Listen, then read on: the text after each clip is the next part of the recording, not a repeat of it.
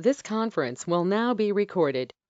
Okay, so Parsha Vayishlach, as I said, has some of my all-time favorite divrei Torah, which I'm happy to share with you, and also will deal with somewhat of the Jewish elephant in the room, and that is that Avraham, we know, is the pillar of chesed, of kindness, and we're fine with that. And Yitzchak is the pillar of gevura. Gevura is strength, and strength is not overpowering others. Strength is controlling oneself. And the Akedah, which according to Rashi in the Medrash, he was 37 years old, and his father was 137. So in terms of strength, right, he could certainly have overpowered his father, but he went along understanding this was the command from God. That's a tremendous degree of self-restraint. Yitzchak is all about gevura. Yaakov, of course, his midah is truth. Emet, titan emet liYaakov, chesed laAvraham. So Yaakov's midah is emet, is truth, and yet we don't, right? Certainly when it came to the brachos with Esav, right, it did not seem to be, we can explain it, but it does not seem to be this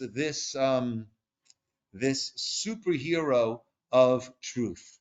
Okay, so I'd like to come back to that, but let's first begin. So Yaakov is now taking leave from the house of Lavan with his family. I'm sorry, page 170, Parshat Vayishlach, Perek Lamed Bet, Pasuk Dalet.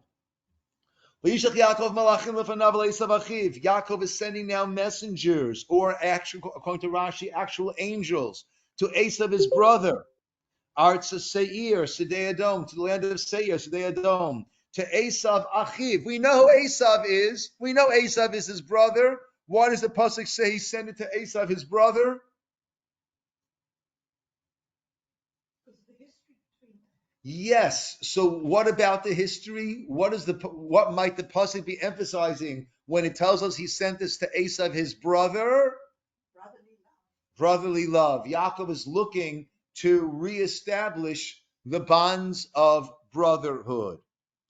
And he told him, saying, go tell, this is what you should tell my master Esav, right? Quote, right? You should say to him, we're being sent to my master Esav. This is what your servant Jacob says. Im Lavan Garti, with Lavan, I have lived, va'echar ad ata. And that's where I've been until now.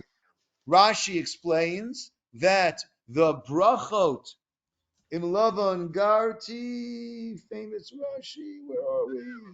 In Lavan Garti, I've stayed a simple traveler, sojourner over here, right? Don't be jealous of the brachot, thinking that they've given me who knows what. Oh, Ora is here. Rucha ba'ora, right? Hi, thank you. Don't think I've gotten all of these bounties. I've been a simple sojourner there with Lavan, and that's where I've been until now. Rashi then brings the famous teaching of the sages. Garti, I have lived, is the same gematria. Actually, it's the same exact letters as Taryag. So he said, Im Lavan harasha garti, I've lived with Lavan, who's quite an evildoer, the Taryag mitzvot shamarti. But I've kept the Taryag mitzvot. Now, of course, he can't actually have kept Taryag mitzvot. Some of them apply to a Kohen, some of them apply to a king. They apply in Israel. Some of them apply only to a woman, right? But I've kept the totality of the mitzvot. So what was he trying to say to him? Right? So we know that in the bracha that was given to him, we were told actually in the vision that was shared with Rivka, actually Yaakov said Yitzchak said the same thing when he gave the brachot, that if Yaakov will waver, if Yaakov will not be who Yaakov is supposed to be spiritually, then you, Esav, will overwhelm him. So he let him know, Taryag mitzvah shamarti, don't think that I've had this spiritual Christ, even though I was living for 20 years in the house of Lavan, which was not the most the highest level of spirituality in a home. But Taryag mitzvah shamarti, and one of the first drushot that I heard when I finished my 2 years after high school in Israel, yeshiva, and then I went to study in Baltimore in Ner Yisroel, and the Rosh Yeshiva Rav Ruderman Zatzal gave a shmuaz, gave a talk to us, and he focused on this Rashi. Rashi says in Taryag mitzvah shamarti, v'lo lamadati mimasav hara'im. Rashi says, I kept the Taryag mitzvot, and I did not learn from his evil ways. The Rosh Yeshiva then said to us, boys, you see, a person can keep Taryag mitzvot, but still not behave properly. You can check the boxes, but not be acting properly like a mensch. And Yaakov sent the message that that's not enough. And don't worry. Taryag mitzvot shamarti, I kept Taryag mitzvot, v'lo lamadti mimasav hara'im, and I did not learn from his bad behavior. So it's not enough to just keep the mitzvot. The mitzvot are meant to refine us, to uplift us, to connect us. And the mitzvah then need to spill over into who we are, what we are, the way we deal with one another. It needs to spill over into all of our behavior, all of our actions. These messengers came back and they said, it does not look so good. Banu el achicha pasuk zayin. We came to your brother. We're Perek Lamed Bet pasuk zayin, page 170 still. Banu el achicha el Esav. We came to your brother. You sent us to your brother Esav. Well, we went to your brother. We went there looking for your brother, but guess what we found? El Esav. We found Esav. He's not all that happy. He's not exuding this brotherly love. He's coming at you with 400 men along with him. Page 172, Yaakov, Vayira Yaakov Ma'od, Vayetzer Lo. This famous Rashi again. He was very afraid, and it distressed him. This reminds me of the famous statement attributed to Golda Meir. What did Golda Meir say? We can forgive you for killing our children. But we can't forgive you for making our children into killers, to have to kill. Rashi says, Vayira, he was very afraid that he might get killed. Vayetzer lo, and he was very distressed. Im yaharog hu et acherim, Rashi says, if he would have to kill others. Right? Reminds me of that Golda Meir statement. And what did he do? He split everything up into 2 camps. And he said, if Esav comes against one camp and smites it, the other camp will remain. And then Yaakov starts to daven. And he says, Elokei avi Avraham, Elokei avi Yitzchak, Hashem, the God of my father, Avram, the God of my father, Yitzchak, you told me, right, that you will be with me, but I am afraid. Why am I afraid? Pasuk, Yud Aleph 11, Katonti. I have become small. Mikol hachasadim, mikol ha'emet. I don't know if I'm still worthy of that which you pledged to do to me. Right? I crossed this Jordan on the way to Lavan with just my stick, and now I become 2 camps. Very famous now, Beis Halevi, Pasuk Yud Bet, verse 12. Hatzileni na miyad achi miyad Esav. Save me from the hand of my brother, from the hand of Esav. Why from the hand? From the hand. Save me from the hand of my brother. Save me from the hand of Esav. Save me from the hand of my brother Esav. But why save me from the hand of my brother, from the hand of Esav? And the Beis Halevi says very, very painfully, there are two dangers that Esav presents, not represents, presents to us. And we have suffered mightily from both of these aspects of Esav. Esav, as we understand it, is represented by the Western world. And the Western world has thrown two devastating punches at us. One of them is an Esav punch. The other is the the brother punch. The Esav punch is pogroms, Holocaust, when they come at us to try to destroy us, to try to kill us. And all out. Well, I was just reading an article this morning that one of the chief justices on the Supreme Court in 1948 left his post at the Supreme Court to head the U.S. trials, the Allied trials in Nuremberg after World War II. And he said, the most odious is when law is used in an immoral, illegal way, right? Nazi Germany passed laws, Jews can't do this, Jews can't do this, passed laws that Jews should be murdered, gathered up and murdered. I remember when I went, we had years ago, we had a Beth Jacob Poland Israel trip, and going to Auschwitz and pointing out to us there was this probably about 6 by 6 foot pool of water there.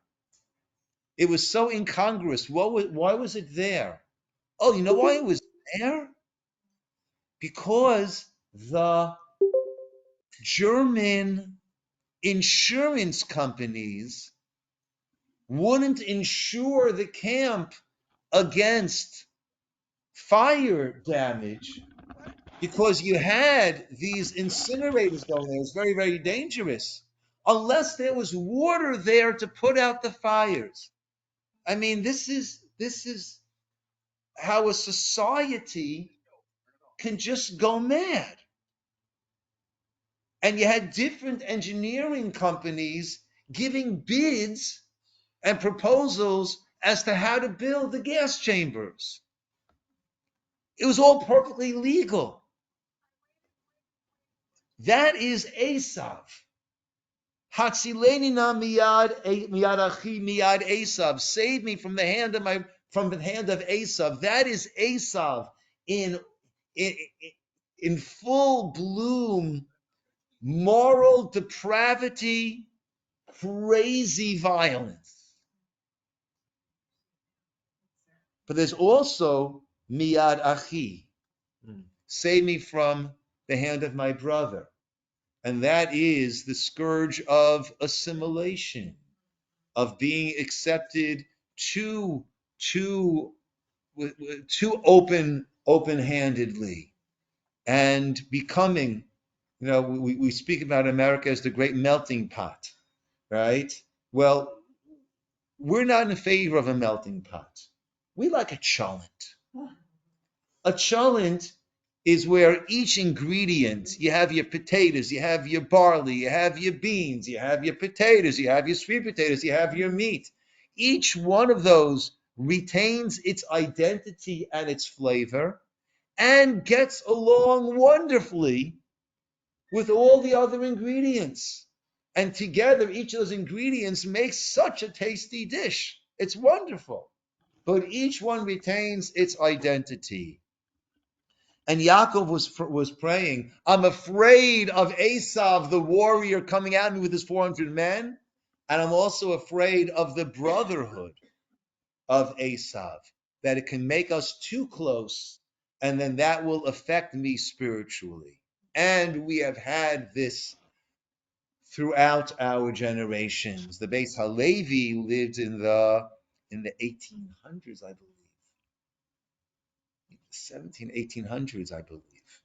So it was well before the full bloom of the dangers of this Achi and the Esav. But that's what Yaakov prayed for. And then what did he do? Pasuk Yudalid. And then he took gifts to send to Esav.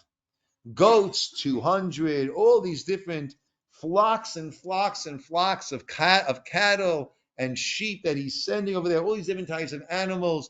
And he tells the messengers, space out, spread out, leave a nice area so that his eyes will just be overwhelmed with the expanse of the gift that I am sending. And famously, the commentators point out, Mase Avot Siman Labanim, the acts of the fathers that serves as a sign for the children. And when we are dealing with Esav, we also prepare in these three ways. In these three ways. And that is tefillah, prayer,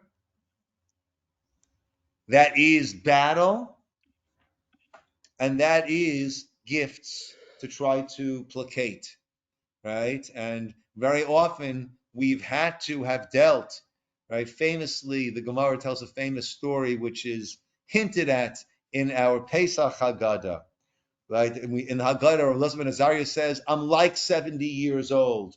Why was he like 70 years old? So that's the tail end of a famous story in the Gemara. Gamaliel was the Nasi, he was the prince. And Rabbi Yoshua disagreed with him in an area where we can have debate. But when it comes to ruling, there needs to be uniformity. And Rabbi Gamaliel was very tough with Rabbi Yoshua, right? Very, very overly tough with him. And the people and the other scholars said, how can we allow Rabbi Gamaliel to be so dismissive, so disrespectful, right, to Rabbi Yoshua? And they said, we've got to demote Rabbi Gamliel. And they demoted him. And they said, well, who will we appoint? And they were trying to think, who could they appoint, right? And a person needed to have good yichus, right? And also needed to, of course, be a top scholar, and also be wealthy. Why do you need to be wealthy? Because they needed to bribe the Roman authorities. That was just a fact of life that we had to deal with. Then we have this classic encounter. Let's go on page 174, Pasuk Chaf verse 25. Vayivater Yaakov levado. Yaakov was left alone. Vayeavek ish imo. And a man wrestled with him ad alot ashachar, until the morning light, the break of dawn. Who was this Ish? We'll see as we go along. This Ish was not a man. This was not, he was getting mugged on the way over here. This was a spiritual battle. And Rashi brings from the Medrash, this was the Saro Shel Esav. This was the angel of Esav. This was the spiritual force of Esav. And Yaakov first needed to overcome this spiritual force of Esav, and only then would the physical human Esav submit to him and be able to get along with him. So they are having this spiritual battle.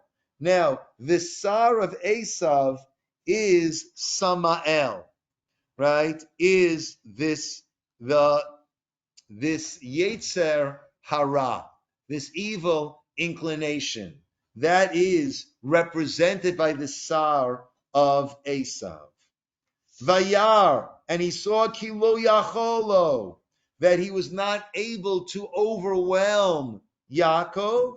Vayiga b'kaf yerecho, and he touched him in the back of his thigh. Vateka kaf yerech Yaakov, and that hip socket became displaced. And they have Koimo as he wrestled him, page 176, Pasuk of Zion 27. Vayom, and he said, Shalcheni, send me away. Ki Allah hashachar, the morning is rising. I need to say the Shir Shel Yom. I need to say the angels give their song of praise to God. Vayomer, Yaakov said, Lo ashalechacha, I will not send you away. Ki im beirachtani, unless you bless me. Rashi says, unless you will admit and accept, good morning, Ken, good morning, Janet, that the brachot that I received are rightfully for me. Vayomer Elav, and he said to him, Ma shemecha, what is your name? Vayomer, and he answered, Yaakov, Jacob. Vayomer, and he said, Lo Yaakov, Yeomer Od Shimcha. Your name will no longer be called Yaakov, Jacob, which comes from grasping at the heel. It is this tricky manner of trying to grab. Ki'im Yisrael. Rather, your name will be Yisrael. Ki sarita, because you have struggled.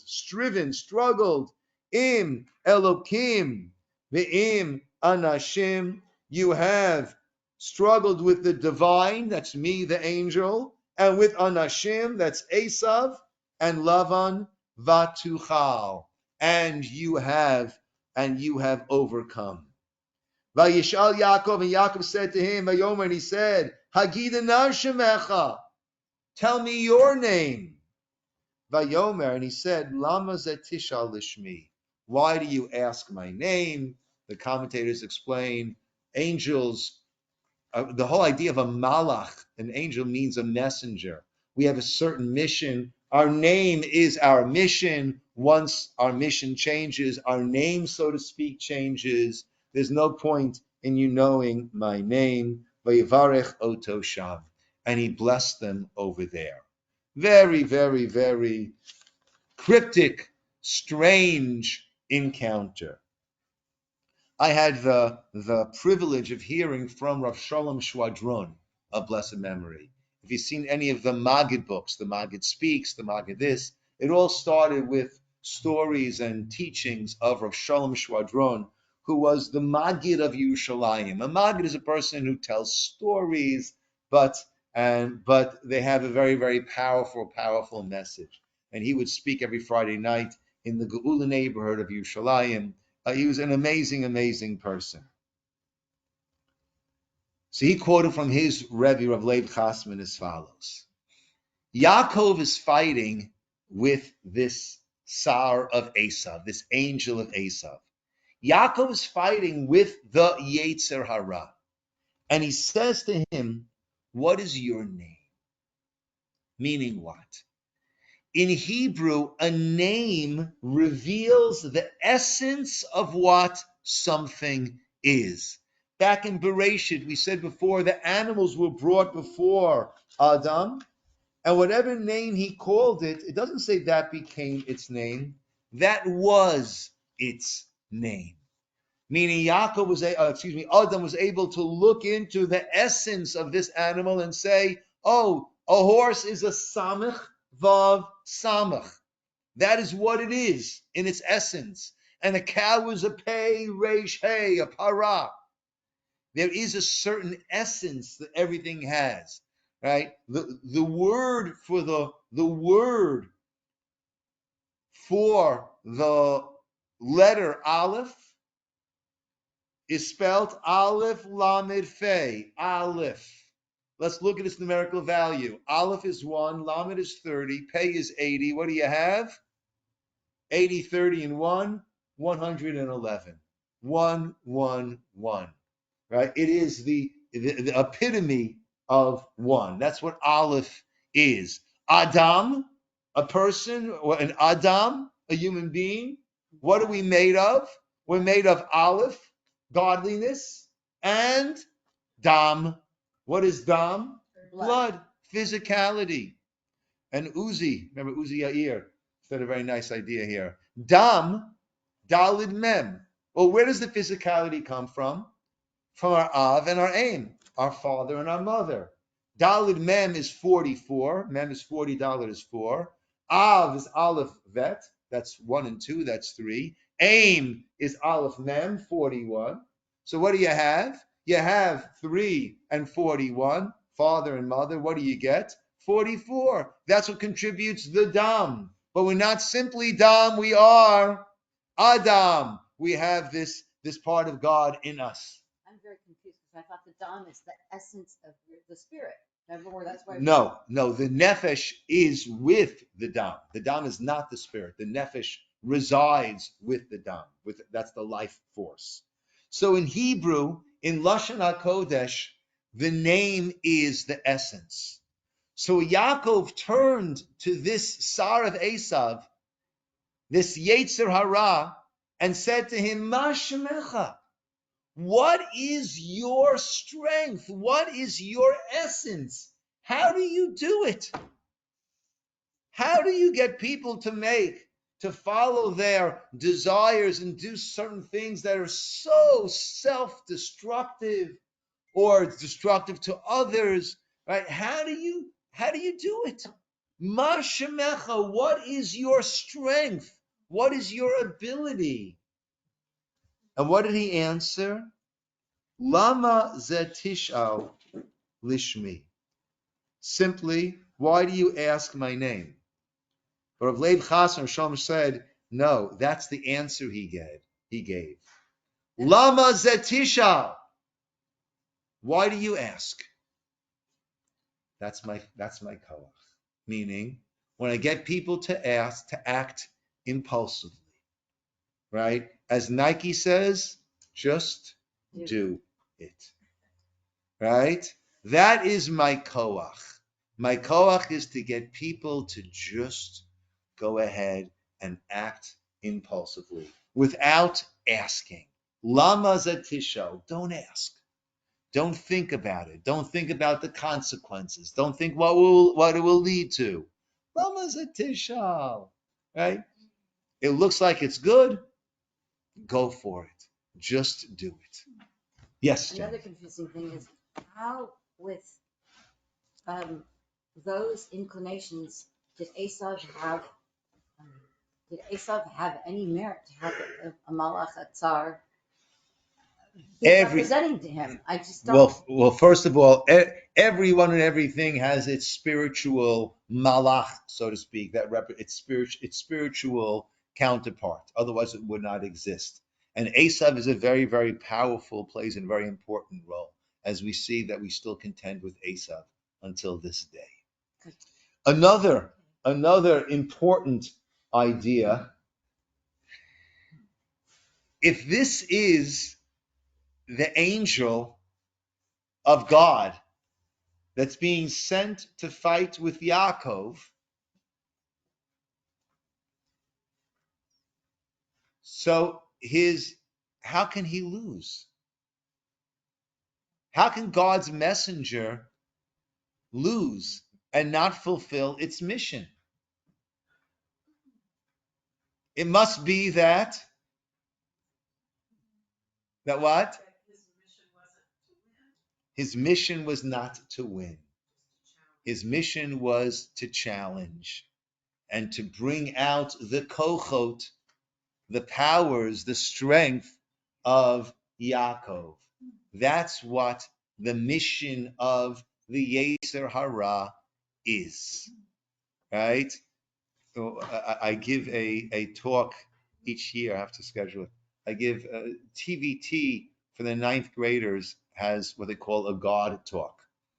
And they have a whole bunch of different questions, and they have different rabbis from different denominations coming in to share their answers or their views on this, right? And one of the points that I make when they have this when they're ninth graders, and then they have them revisit it when they're 12th graders to see, and they listen to all of them, they take their notes, and they write down what their views are, their understandings, and then they reflect upon that again when they become 12th graders. But one of the points that I make to them is that we view God in a certain way as a personal trainer, right? The hardships and the difficulties in life, God is a personal trainer, which means I hire someone to push me. I don't want to say to torture me, but to push me. And, I don't think I could do another 5 push-ups, but he pushes me and I say, oh, I guess I can. Right? I can't run another 100 yards. He pushes me, I guess I can. And life is a series of these challenges and events that take latent potential that we have and helps to turn it into reality, into who we are. And this Yetzer Hara that Yaakov fought with is the very same Yetzer Hara that we all struggle with, that we all contend with. And its mission is not to beat us. Its mission is to challenge us and for us to push, push, push, and then it throws in the towel. The problem is very often we throw in the towel before he does, right? That's where our problems come about. And fascinating that we are named because of this. Why? Kisarita, because you have striven with Elokim, with the divine, and with the human, Vatuchal, and you have overcome. So we're not called Am Tuchal for overcoming. We're not called overcomers, because sometimes we do, sometimes we don't. What are we called? Yisroel. We are called strugglers, right? And life is a series of struggles. And sometimes we overcome, sometimes we falter, and that is just part of being human. And then we pick ourselves up and we carry on and we go forward. That is what we are a nation of. Okay. Finally then, Yaakov lifts up his eyes and he sees, Perek Lamed Gimel, page 176, chapter 33. Behold, Esav is coming with the 400 men and he splits the camp. And then what does he do? Pasuk Gimel, V'hu avar lifnehem. And he passed in front of them. Vayishtachu arza, and he bowed down to the ground. Sheva pamim, 7 times. Ad gishto, ad achiv, until he had drawn close, until his brother. Vayaratz Esav likrato, Esav runs to him. Vayichabkeyu, and he hugs him. Vayipol al tzavarav, falls upon his neck. Vayishakeyu, and he kisses him. Vayivku, and they both wept. What happened? Esav was coming with 400. It wasn't looking all that pretty. And now they're hugging and they're kissing. What changed Esav over here? Esav must have had a vision of what happened with his tsar. Perhaps Esav had a vision of what happened. Perhaps Esav had a vision what happened with his tsar, and he said, "I don't want to mess with Yaakov." No, perhaps he wasn't destined to. Or perhaps he saw the gift and Shochad, right? That gift melted his heart, and he realized Yaakov was coming to him in friendship, in brotherhood. But there's a beautiful idea here. Look carefully at Pasuk Gimel, verse 3. Yaakov passed in front of him. Vayishtachu arza, and he bowed down sheva pamim. Ad gishto ad achiv, until he had drawn close. Ad, until achiv, until he had drawn close, until his brother. What Yaakov did was he worked on himself. Yaakov worked ad gishto ad achiv, until he had built this sense of achiv, of achva, in his heart. He built up, he had to work on himself until he could really feel, this is achiv, this is my brother. And the way he did that, I'm surmising, right? It must have been so hard when I took the blessing from him.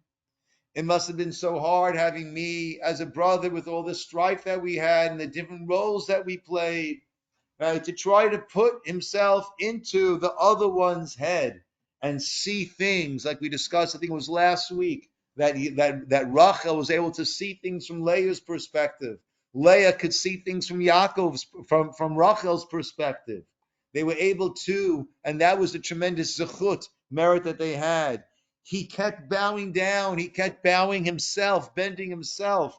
Ad gishto, until he had drawn close. Ad achiv, until he was feeling this tremendous sense of love, of brotherhood, of camaraderie.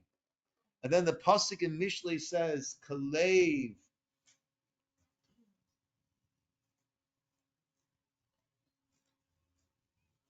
Kamayim, I'm not saying exactly right, but basically, Kamayim panim el panim, kain lev achiv, kain lev ha'adam.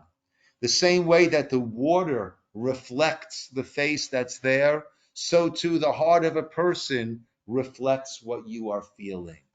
That if you are feeling love towards someone, then that person will reflect that and they will feel love towards you. If you're putting on a nice smile, you're girding, but really you're, right? That is reflected back. So Yaakov worked on himself, and then as a result, what happened? Vayaratz Esav. Once Yaakov had felt that love, what was the almost unavoidable result? Esav runs to him, Vayichabkeyu, and hugs him. Vayipolot Savarav falls onto his neck. Vayishakeyu, and kisses him. Vayivku, and they cried. Right? We can never change someone else. We can never change someone else. We can hopefully change ourselves. And that might have that other person change who they are. But we can never change someone else. Rabbi Twersky speaks about this in many of his books. He has a book, The Shame Born in Silence, where he speaks openly about abuse in the Jewish community, right, in relationships. Right? The shame born in silence, because no one wants to talk about it, that it doesn't happen, but it does happen. And he writes there that so often people go into a relationship saying, yeah, but I'll change him, but I'll change her, right? And you can't. You can never change someone else. We can change ourselves. It's not easy. You know how hard that is. So certainly we can't change someone else. But we can work on ourselves, and then that can reflect back. Yes, Jenny? I'm just thinking about the significance of 7 times. Yeah. So, Jenny asked about the significance of 7 times. 7 is the number that comes up most in Judaism, right? 7 is the number that comes up most in Judaism. And 7 is the Kedusha, the holiness within the natural, right? 8 is going beyond, right? So that's a good point, right? We're emphasizing 7 times over here. It would seem that within his emotions, that was the way to reach that, right? You know, we had the 7th day is Shabbat. The 7th month is the month of Tishrei, full of holidays. The 7th year is the Shemitah year. The 7-year Shemitah cycle brings us to Yovel, right? There's always the Kedusha within it. It would seem that that's what we have over here. It seems to be consistent with your point that Yaakov was sending this message ahead, that I've been able to still, even in this naturally chaotic spiritual environment, I have been able to still observe the mitzvot and stay righteous. Yeah. Kind of. So then, in 178. So Esav says, verse 8, right? Lama Gimel Chet. Milacha, who is this? Right? What is this camp of all these animals that I've seen? Right? And Yaakov answered, it's for you to find favor in your eyes. Vayomer Esav says, Yeshli Rav, I've got so much. Achi, my brother, Yehi Lecha Asher Lach, that which is yours, keep. By Yomer Yaakov said, no. If I found favor in your eyes, Balakachta minchati miyadi, you will take this gift from me. I've seen your face, you've accepted me. Kach na et birchati, take now this birchati, this gift. We'll come back to that in a moment. Because God has been good to me. V'chiyesh li kol. And this is something that the commentators all speak about. Esav says, Yesh li rav. I've got a lot. Yaakov said, Yesh li kol. I've got it all. Okay? Yesh li rav, I've got a lot. There's always room for one more. Right? No matter how much I have, there's always room for a little bit more. Yaakov says, Yesh li kol. Right? I've got everything. Right, that's the bracha we say in the morning. Sha'asali kol sarki. You've given me all that I need. Sha'asali kol sarki. Someone comes to me, Rabbi, I need some help. I don't say, hey, did you daven this morning? Yes, I did. Did you make the brachot? Yes, I did. Did you say asali kol sarki? That God gave everything you need? Yes, I did. So why are you coming to me? You're good. Bye-bye. Right? That we don't do. Sha'asali kol sarki. Right? When it comes to someone else, there we need to look to be the conduit through which God can send His brachot to other people. But when it comes to me, she'asali kol sarki. I'm sorry. Hello, I'm sorry. I'm just giving a shir now. Can you call back in 15 minutes? Thank you so much. So when it comes to me, right? So Yaakov is, right, Yeshli Kol. Esav is Yeshli Rav. And of course, this is in our Birkat HaMazon. Right? Kumoshin is Baruch Avoseinu, the way you blessed our Avoseinu, our fathers. Avraham, Yitzchak, V'Yaakov, Bakol, Mikol, Kol, we say. Bakol, with all, Mikol, of all, Kol, alls. But it's more than that.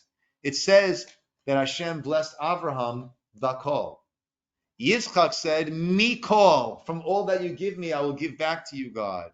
And Yaakov said, Kol. So it's not this, right? You blessed our fathers, Avraham, Yitzchak, and Yaakov. Avraham, Bakol, Yitzchak, Mikol, Yaakov, Kol. Ken Yivarech Otanu. So to Hashem, you should bless us. But let's come back to, let me first take care of this. Let's come back to what I call the Jewish elephant in the room. Avram is all chesed. Great. Yitzchak is all gevura, power, strength, din, we get it. Yaakov is emet. Yaakov is truth. That's a little bit difficult. You know, I go to Olam once a week and I talk to the older kids in Olam, the 4 and 5-year-olds, about the Parsha. And I struggled with telling them about Yaakov and Esav and the brachot. Right? It's not, granted, I am who I am, or Esav b'chorecha, and Esav is your firstborn. Right? That wouldn't work when you go to the principal's office. Right? It wouldn't work for your parents. Well, or I am Esav because I bought the Bechorah. I'm now Esav. It's a bit sketchy. So how is Yaakov the paragon of emes? So there are a number of approaches. One approach that I think I mentioned a couple of weeks ago briefly, one approach is that just like Abraham's greatest challenge was the Akedah, because that went against who he was, which was kindness. And he had to act with a certain harsh, even cruelty to his son. And he had to overcome his natural inclinations to do the Ratzon Hashem, to do the will of God. So too, Yaakov, once his mother told him, Rivka told him, this is the directive that I got from God when I was pregnant with the two of you, and these brachot are meant to be for you. So Yaakov's greatest challenge was overcoming his innate ishtam, pure person sitting in the tent, pure, honesty, integrity. He had to go against that when it was necessary to go against that. That is one approach. But there's another approach that Rabbi Sachs discusses. And that is as follows. That goes back to Yaakov struggling with the minister of Esav, and us being called Yisroel, because we are strugglers. And to say, yes, Yaakov was a work in progress. And Yaakov became this paragon of emes. And he became that through stumbling, or let's say struggling, or maybe even stumbling with this challenge of integrity. And now he's coming clean, right? He's not trying to scoot around Esav. I'm coming to meet Esav. I want to deal with it head on. And look carefully, look at the English first, right? I can't buy it. Just 1 second. Because Okay, just 1 second, Janet. My class. Just 1 second, right? In Pasuk 10, right? Look at verse 10 in English. Jacob said, "No, I beg of you, if I've now found favor in your eyes, then accept my tribute from me." Verse 11, please accept my gift, right? There's a tribute and there's a gift. Rashi says, Birchati, right, which is how it's phrased in verse 11. Rashi says that means minchati, right? In verse 10, it said, accept my mincha, my tribute. And then in verse 11, it says, take my birchati. Okay? Rashi says, what is birchati?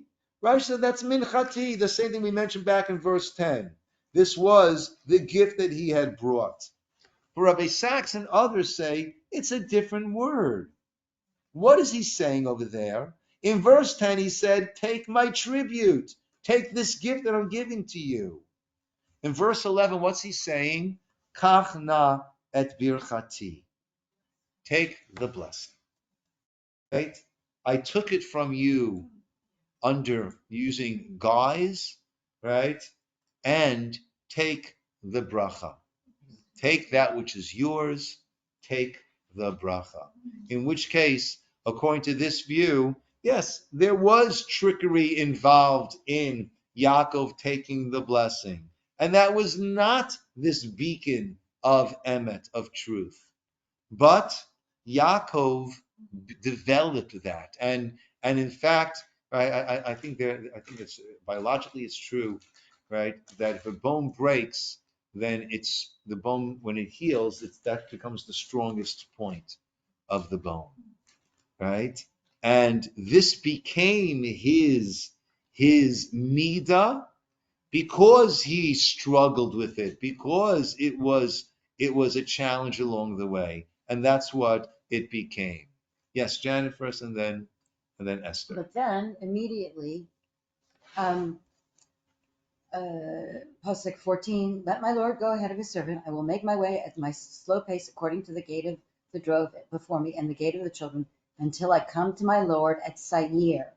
Okay, so the implication is that there's going to be in some reasonable, foreseeable amount of time, he's going to at least sojourn at Seir for a little bit, or a moderate bit.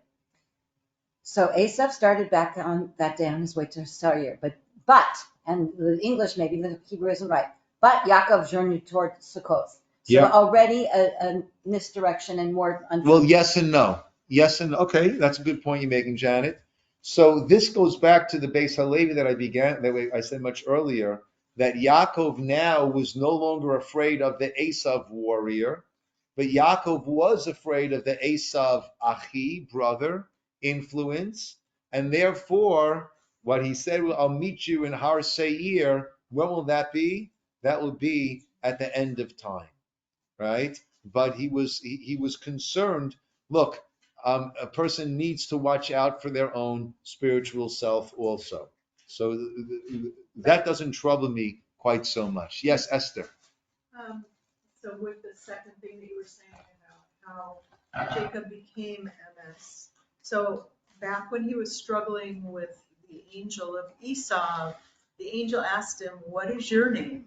And he admitted his name was Jacob, whereas before he had passed himself. Oh, that's very off. nice. That's beautiful. Yeah, so he had That come, is beautiful. he had come to that point of MS. That's beautiful. Just coming, he wasn't back in the land of Israel yet. And just the other thing, thinking about. Wow, that's great.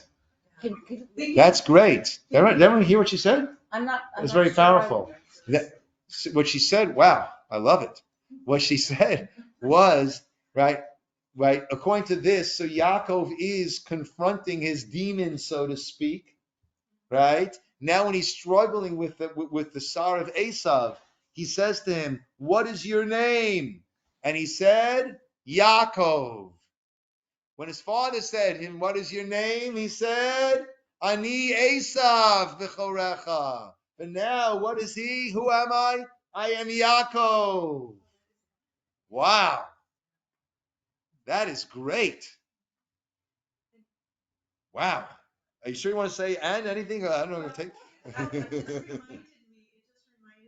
too of in the book of Judges where Gideon is, he's scared, the Midianites or whoever come into the land. And this angel approaches him and says, "You mighty warrior." And he calls him who he's going to be, who he's not yet. But God always knows our potential and sees who we will be.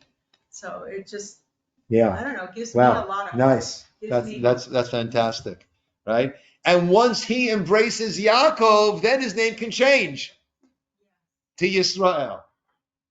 Once he embraces all that led up to that point, now we can move forward. Now we can enter a whole new realm, right? And become Yisroel. Wow, that's great. Yes, Cheryl. Did Esav accept getting the blessing back? That's a good question. Yeah. Esav at that point certainly accepted the brotherhood, right? Accepting the brachot, what does that mean, right? These are brachot from God, right? So. And he took like under false pretenses, sort of. So did Esav say, "Okay, so I am the older one, and these brothers belong to me"? So it's interesting because at the end of the Parsha, give me 1 second. Yeah, well, if you go to page 190, the last two words, and then 192, Perek Lamed Hey, Pasuk Chaf Tet 29. Vayigva Yitzchak, and Yitzchak died. Vayamat v'yasef elamav, and he was gathered to his people. Zakein, old, Sva Yamim, full of his days. Vayikvuru Oto, and he was buried by who? Esav v'Yaakov banav. He was buried by Esav and Yaakov, his sons. The order is important, isn't it? Who buried him? Esav and Yaakov, right? Which would seem to be, again, that Yaakov had deferred to Esav, and it would seem Esav had accepted that deferral, we will call it. Yeah. Wait, but yes, being Esav first, doesn't it make him a little more important and doesn't elevate him? I'm sorry? When Esav is mentioned first, yeah, wouldn't that elevate him over Yaakov? So it would seem that Yaakov, right, that Yaakov had deferred to him, and he had accepted that deferral. So with all of that, I can understand why Esav said, "No, Jacob shouldn't be buried in this cave. It should be me. That's a very good point too. Okay, that's an interesting point. Well, just contrast this to 122. Contrast this to 122, the end of Chayei Sarah, which is Perek Chafei 25. 25:9. That's Avram's death. V'yikvaru oto, he was buried by who? Yitzchak v'Yishmael. There it's Yitzchak and Yishmael. And Rashi says, from here we see Yishmael did teshuvah, and he allowed Yitzchak to go first. So yeah, but you're raising a very interesting point, Cheryl, right? Ma'arata Machpelah, right? The burial over there, right? Interesting. Well, Esav, he got in ahead of Yaakov. Oh, bad pun. Sorry. But maybe that's some of the bitterness that he thought that there was the subsequent agreement. Yeah, I'm not sure. That's interesting. Okay. Bad pun. Sorry. We'll leave with that. Okay. What a great learning today. Yashikolach, everybody. Beautiful. Thank you, Beautiful. Rabbi. Thank you. Bye-bye. Aura, great to have you back with us. Hope you are well. Thanks. Happy to Okay. be here. Linda, Kathy, Rosa, and we've got the gang over here. Okay. A good day, everybody. Shavua Tov. What about Rose though?